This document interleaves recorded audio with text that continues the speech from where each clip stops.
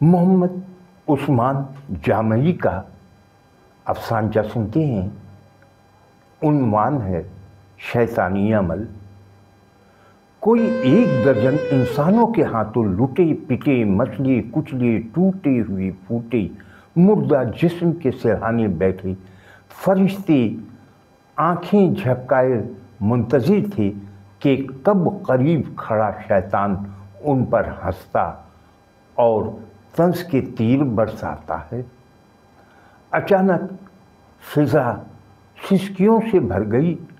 फरिश्तों ने चौंक कर नजरें उठाईं तो देखा शैतान ज़ारो कतार रो रहा है।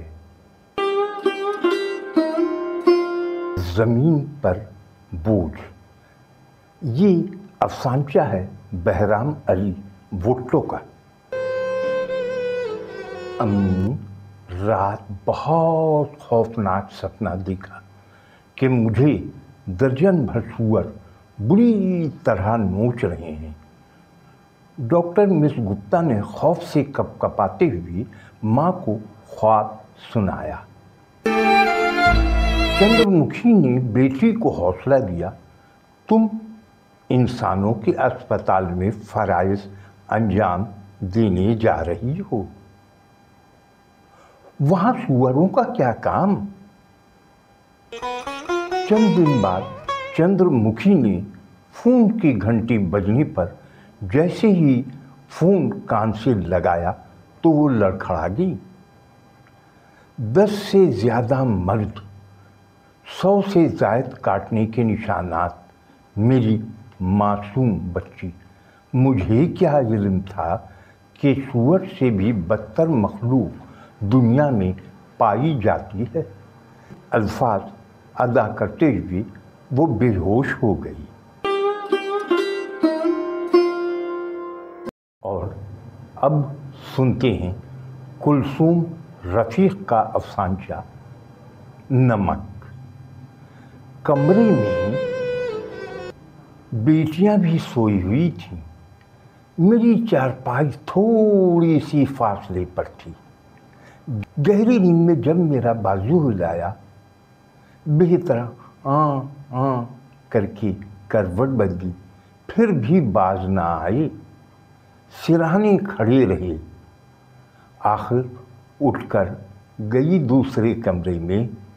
चटाई पड़ी थी, नीचे लिटा दिया।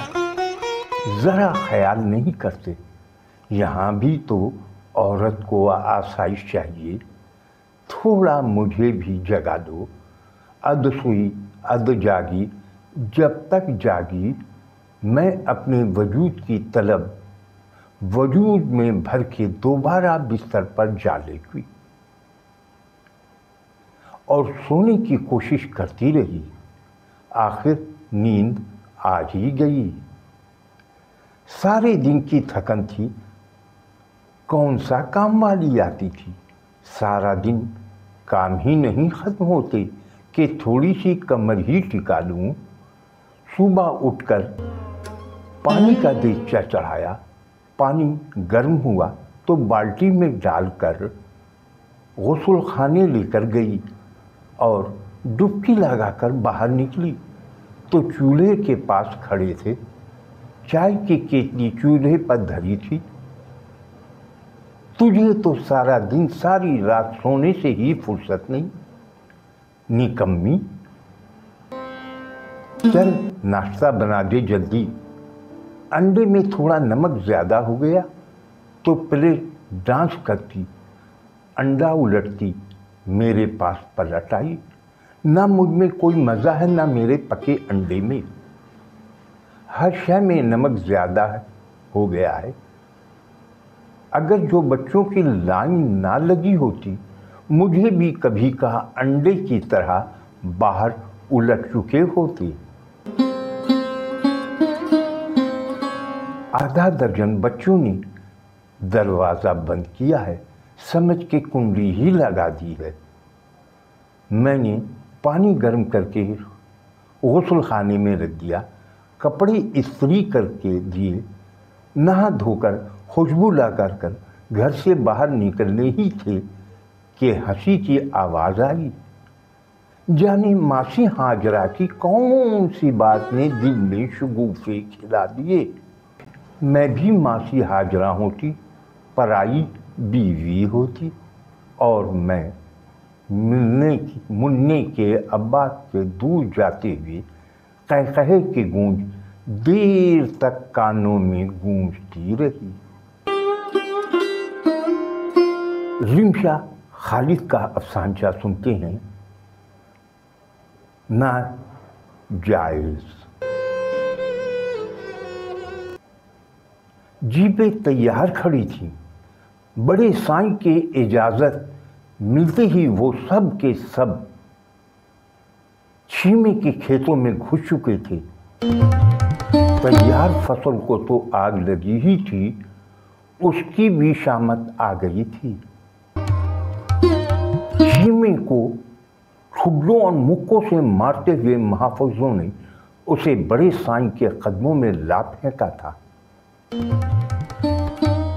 بس کر دے سائیں، معاف کر دیں۔ وہ زخموں سے چور ان کے قدموں میں لیٹا معافیاں مانگ رہا تھا۔ بڑے سائیں نے مونچھوں کو تاؤ دیتے ہوئے کہا، کل سے نوری حویلی آئے گی نا کام کرنے کے لیے۔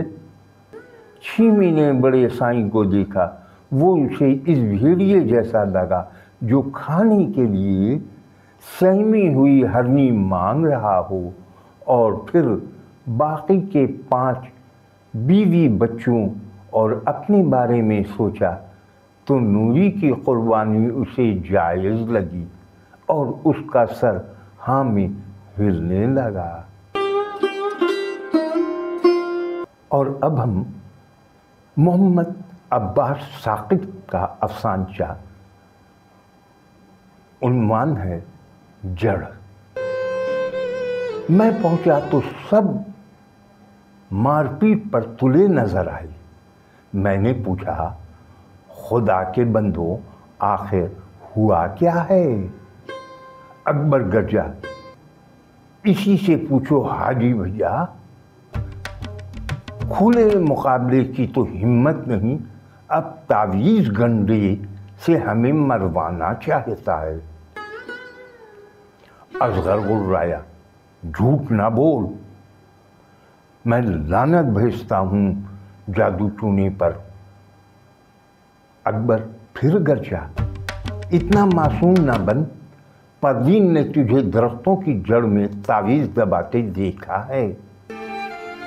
یہ سن کر اصغر نے مجھے مخاطب کیا، چلے حاجی صاحب، بسم اللہ پڑھ کر اپنے ہاتھ سے وہ تعویذ برآمد کر لے۔ اکبر نے بھی بھر لی، بیوی بھی ساتھ لے لی۔ ذرا دیر میں پہلا نیم ہمارے سامنے تھا۔ پروین نے جڑ کی طرف اشارہ کیا۔ واقعی صاف لگ رہا تھا کہ گیلی مٹی میں کچھ دبایا گیا ہے۔ میں نے انہیں اگلے نیم کی طرف بھیجا اور خود مٹی کھود کر برآمد شدہ چیز مٹھی میں دبائی۔ باقی درختوں کے پاس سے بھی برآمدگی ہو گئی۔ گھر پہنچتے ہی اکبر نے اصغر کو للکارا، اب بتا فتنی۔ میں نے اسے روکا، تمہیں یقین ہے نا وہاں تعویذ ہی دبائے گئے ہیں؟ اکبر اور پروین نے اکٹھے گردن ہلائی۔ میں نے انہیں دیکھا، پھر مٹھی کھولتے ہوئے کہا، مجھے تو وہاں سے صرف یہ ملی ہے۔ سب کی نظریں میری ہتھیلی پر رکھی جامن کی 3 گٹھلیوں پر جم گئی۔